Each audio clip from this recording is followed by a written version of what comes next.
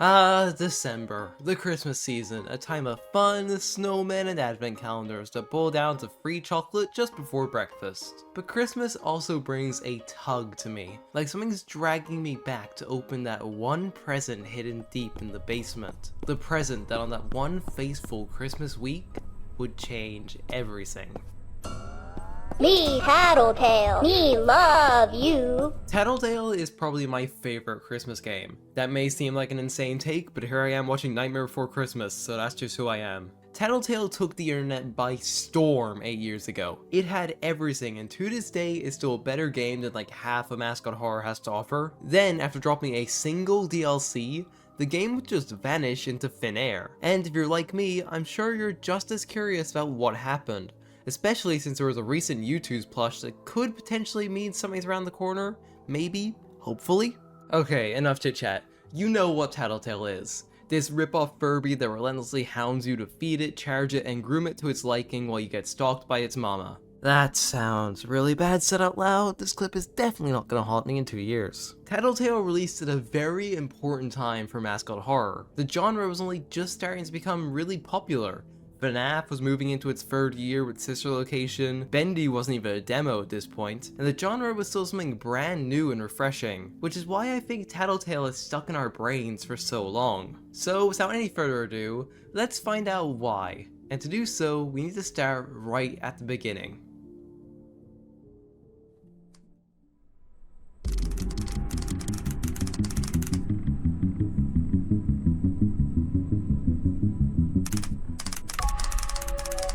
Whether it be out of sheer excitement or boredom, we're awoken in the middle of the night. Christmas is fast approaching, and the house is quiet in anticipation as we sneak past our parents' room and into the basement to open a present early. This present in particular is one we're very excited about. Tattletail. Tattletail forced us to feed and groom him until we realized that maybe having a talking off-brand Furby next to our sleeping parents isn't the best idea.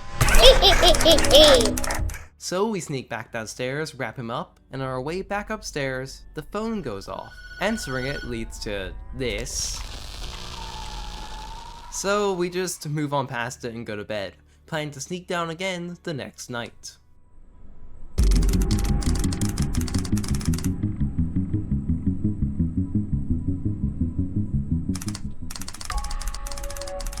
This time, we're woken by a strange clunking sound emanating from the basement. As we make our way past the light of the sun and pure darkness, we reach the source of the sound, where it's revealed to be Tattletail, who's somehow gotten himself stuck in the washing machine.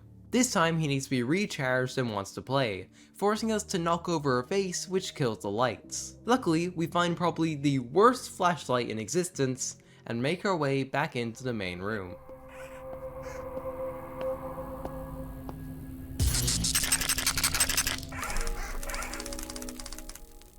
Deciding not to poke the bear further, we wrap Tattletail back up and head to bed. Only this time, there's someone waiting at the door.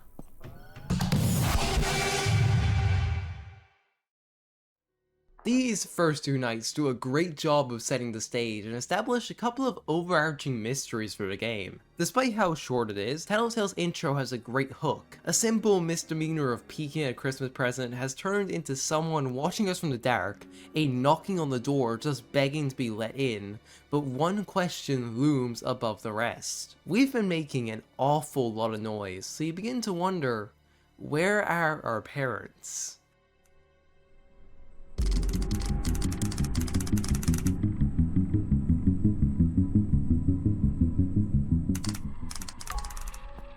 We're awoken yet again by a strange sound, only this time it can only be compared to nails on a chalkboard. Taking our flashlight, we aim to investigate the source. Knocking on Mom's door leads to no response other than a faint yawn, so we decide it's up to us and head down to the basement, where a trail of eggs lures us towards a previously locked room, where Mama Tattletail lies in wait. Interacting with her stops the noise, and we're prompted to interact with a tape which activates Mama into telling us a story about how the children thought Mama would never find them if she couldn't see them, but Mama could hear the children, and the noise led her towards them, and when she found every last child, she put them all to bed. And this is something I think is very overlooked when talking about Tattletail, because the game outright tells you how to avoid Mama before she's even a threat. Sure, the noise indicator that's been showing up thus far is enough warning, but it's a nice touch to have the game subtly hint that Mama has excellent hearing, and that's how she'll find you. It's such a diegetic way to implement game mechanics, and I love it. Leaving the basement, we find Tattletail waiting for us in the living room after making a mess. Tattletail requests we bring him to Mama, so that's exactly what we do, only Mama's gone. Deciding enough is enough, we wrap Tattletail back up and head towards the top of the staircase to clean up his mess. Only as we reach the top, our flashlight cuts out and those same red eyes are waiting in the living room. Now, I'll admit it, Mama's a fun threat. If I could relate her to anything, it would be Tiger Rock from Secret of the Mimic. They wait in a spot and vanish randomly somewhere else. However, while Tiger Rock has this massive space and maze-like tunnels that make them a genuine threat, Mama's stuck in this tiny house, with not a lot of room to hide or teleport, meaning she gets stuck in corners or even just camps rooms. Hell, there was a point where Mama was blocking an objective I needed to get to, and she was there for so long I literally just booted up Clash of Clans because she was taking forever to move. Every section where Mama's present has such a good soundtrack and interesting mechanics, such as Tattletail and the flashlight making noise, but she's also laughably easy, as for this example I can literally just walk up, hold left click, and I'm done, that's the night.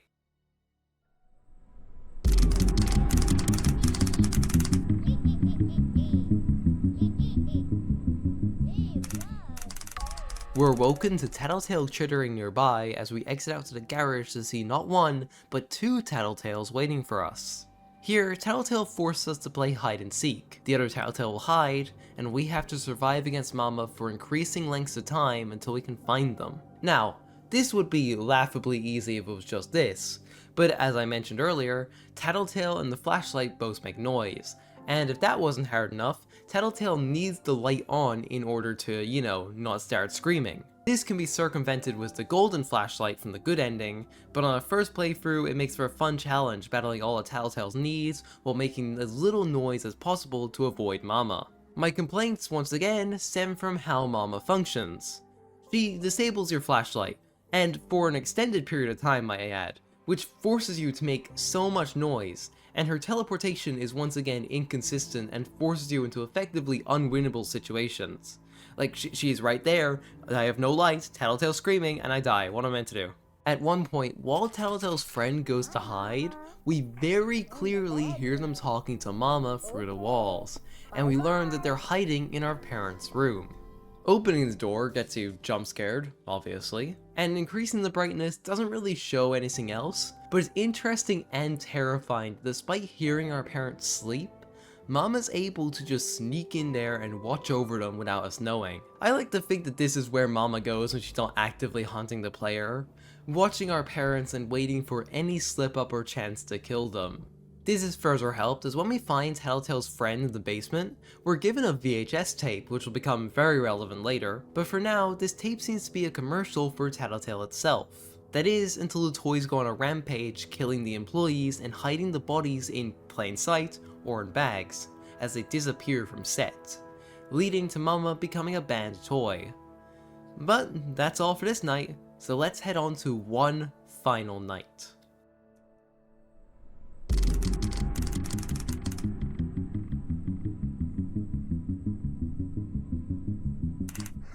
Wake up, wake up, wake up! This time, Tattletail's waiting for us, ready to get straight to work as he instructs us to set up a party for Mama, with the sounds of multiple Tattletails emanating from the basement. This sees the start of the longest and most unforgiving chain of fetch quests that would make Bendy shed a tear. We first have to gather two of Tattletail's friends one at a time, and if you screw up at any point, you're sent right back to the beginning of the night. After that, we need to do another fetch quest, this time with Tattletail in tow, where we need to collect 3 items: cupcakes, Christmas lights, and candles. Only after returning with the candles, we see Me, Tattletail. Me, love you. Wow. Doing as we're told, we light the candles and begin the ritual to get rid of Mama once and for all. That is until Mama just takes the candles, because sure, stop your own ritual. And we need to do yet another fetch quest. this time involving tons of noise and the worst parts of Mama I've already covered. Just know it was around this time that the Clash of Clans came out. But finally, once all the candles are recollected, we relight them and observe the ceremony as the tape rewinds itself, as the game prompts us to interact with the tape and destroy it once and for all.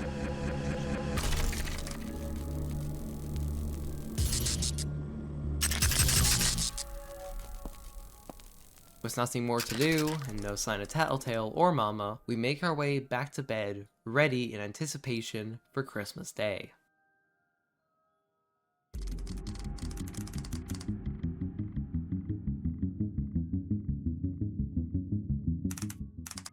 This time, we don't wake up to any noise or any goal. The house is silent. No noise from our parents or pets, just quiet. As we exit out into the living room, we see one single present waiting beneath the Christmas tree. As we slowly open it, anticipation building, we see an empty Tattletail box.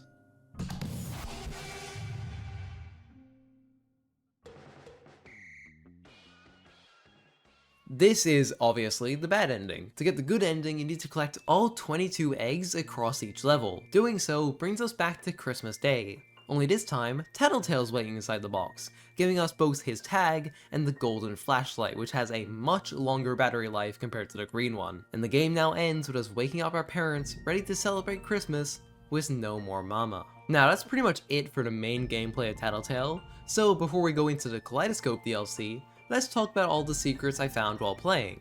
First off was this tag that Tattletail has.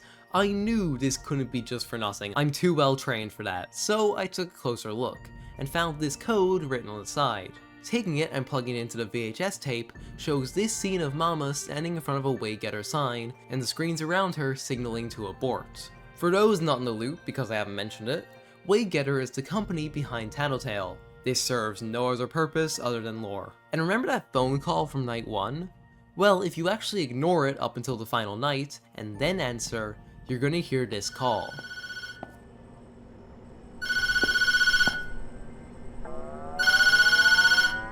This is to wish you and your family the best this holiday season, and a happy new year.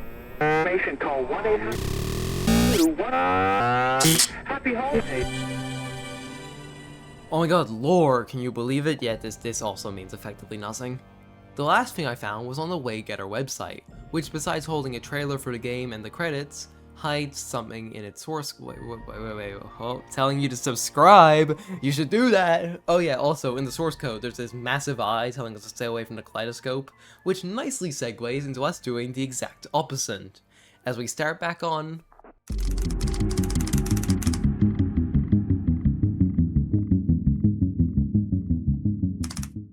Okay, that's the last time I'm doing that bit. Heading out into the living room, we once again see Tattletail's box. Only this time, something's wrong.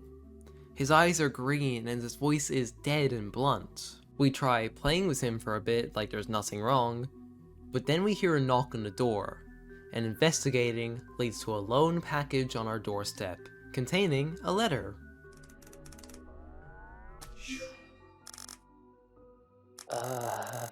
Something's wrong.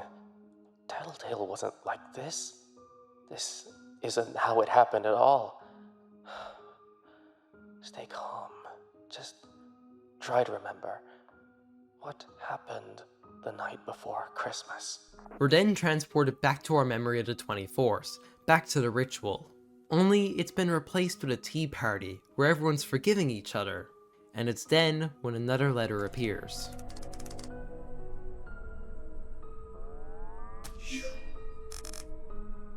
This is definitely wrong. Mama Tattletail wasn't nice. She was banned, right? Okay, don't panic. Your memories are just mixed up. Not trying to scare you, but if you can't remember how things really happened, Tattletail will be weird and boring forever. But seriously, don't panic.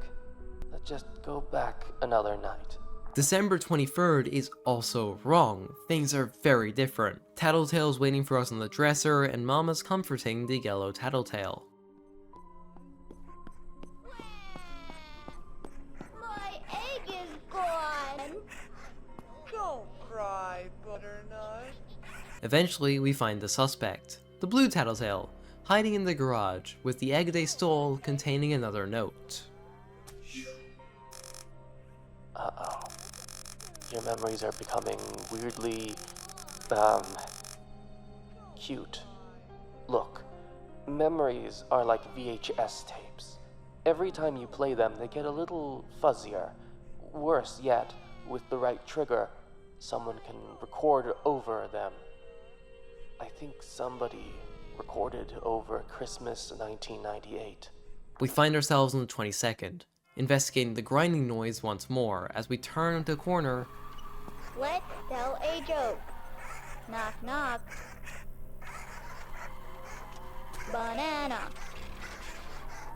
Bananas are a good source of potassium. Ha, ha, ha. Thanks, buddy.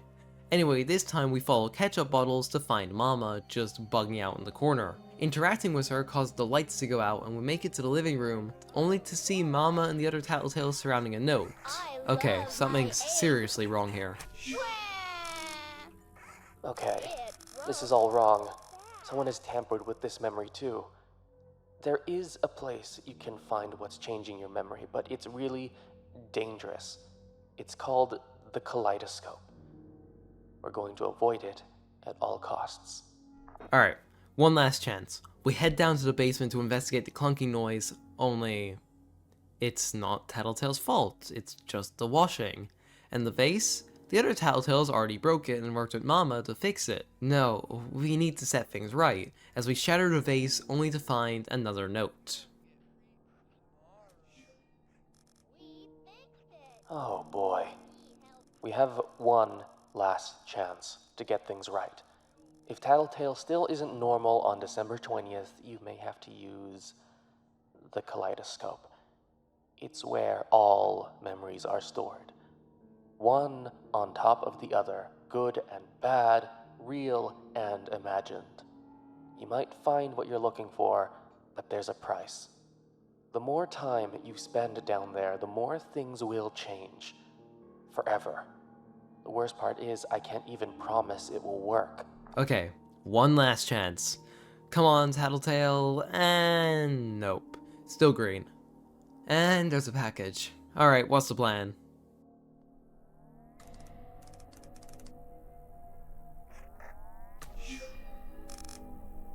You can't even remember anything about Tattletail before this night, can you? Dang.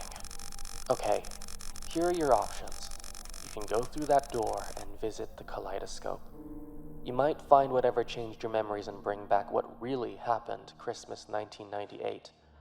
Or you can go back to bed and your memory of Tattletail will be boring forever. But hey, you won't remember how scary Mama Tattletail really was either. So maybe it's not so bad. The door is dangerous, the bed is cold. I'm just glad I don't have to pick this time. Okay, well, I'm off to bed. Who am I kidding? That just rolls the credits. Let's have some fun, shall we? Alright, you're here. Good. But I have to warn you, the more time you spend in the Kaleidoscope, the more your memories can change. Permanently. You could mess yourself up real good. Don't get stuck down there. Alright, I mean, how bad can it... You're not meant to be here. Heading down, we find another note. This time reading... Look for the thing that caused your memory to change. It might be hidden pretty deep, and it gets twisty down there. Remember the path you take. You might have better luck than me. Well, we're stuck here now, as we head deeper into Tattletail's versions of effectively the back rooms, with a staircase that stretches deeper and deeper down, and a drop that leads so far down with no clear way out, only to reveal the Kaleidoscope itself. Passing through the wall leads to this blue, foggy, distorted version of our home. The house turns in ways it's not meant to, and Tattletail's needs are scattered everywhere as Mama lies dormant in the memory. Eventually, it gets worse, as the house begins to twist in on itself, and we travel deeper and deeper into the Kaleidoscope before Tattletail warns us in the basement that we're not alone, as we're stuck in these narrow, looping corridors, until eventually we find a tape surrounded by gnomes and eyes. I knew it. This tape is the reason your memories have been rewritten. If you watch it, its power over you will be destroyed. Just hope nothing else gets messed up in the process. Baby talking tattletale, touch and then you'll hear him say, you can feed him treats, he really eats. Baby talking tattletale, he can tell when mama's there. She's your best friend, she was never banned. Baby talking tattle, baby talking tattle, baby talking tattle, baby talking tattle, baby talking tattle. Baby talking tattle, baby talking tattle, baby talking tattle, baby talking tattle, baby talking tattle. With the tape destroyed and its holdiness diminished, we wake back up on the 20th. As we rush to find Tattletail, he's back to its old self, and we repeat all our previous steps. We feed him, groom him, and bring him back to the basement to be wrapped. Knock, knock.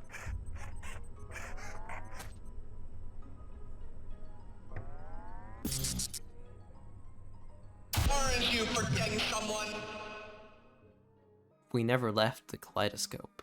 As we reawaken stuck in the looping halls of our home, the tape being destroyed means that our memories of a real Christmas come flooding back. But that also means that Mama's been reawoken. As she hunts us through the twisting halls, our unfamiliarity with this new home making it all the more difficult to claw our way out. We traverse never-before-seen paths until reaching the exit and pushing our way through the shattered glass to arrive at Christmas Day, with Tattletail back to his old self and one last note waiting for us.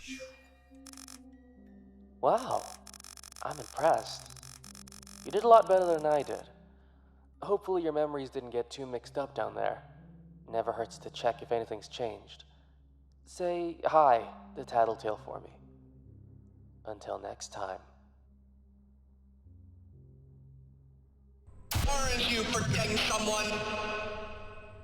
And that's all, folks. Tattletail is like the grandma of modern mascot horror. If FNAF's the grandpa, you best believe this purple Furby rejects the grandma.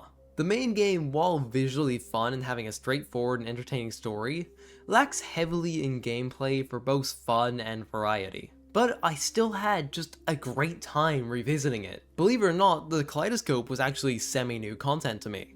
I know I originally streamed this game a while back, but I'm not 100% sure I ever made it to the Kaleidoscope. But I'm glad I gave it a shot because it was a blast and improves on everything Tattletail set out to do, and was a very interesting take on the world, as it distorted our preconceived ideas of these events, and made them wholesome in a way that really creeps you out.